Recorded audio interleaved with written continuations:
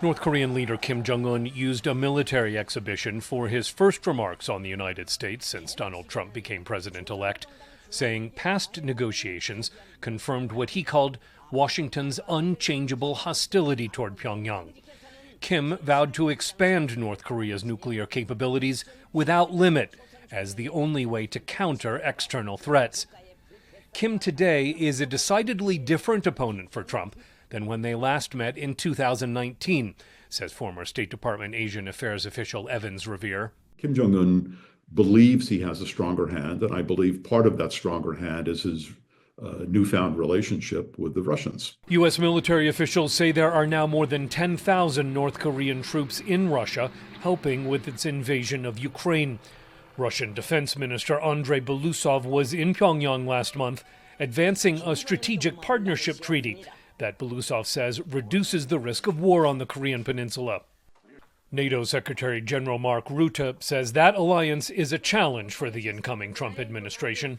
Nuclear technology and missile technology is flowing into North Korea, and therefore is a risk now that North Korea will use it not only to be a threat to us here, but also to the US mainland.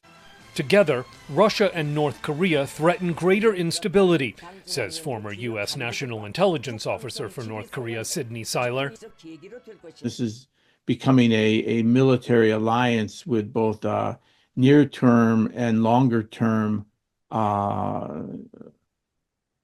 dangerous risk to obviously extending the war in Ukraine, destabilizing the Korean Peninsula, and just destabilizing the international community. With North Korea gaining Russian air defense systems, upgraded munitions manufacturing, cash, and food and fuel aid, Seiler says Kim has less need for Washington than during Trump's first term.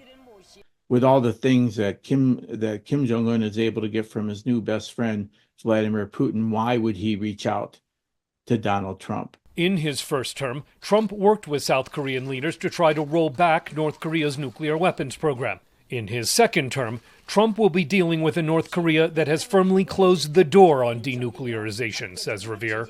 What the North Koreans have been after all the while is to gain acceptance from the United States, or at least acknowledgement from the United States, that North Korea is a legitimate, accepted nuclear power now, and that the two countries should sit down together and talk and coexist with each other. Just days before last month's U.S. election, North Korea tested a new intercontinental ballistic missile that could potentially reach most of the U.S. mainland.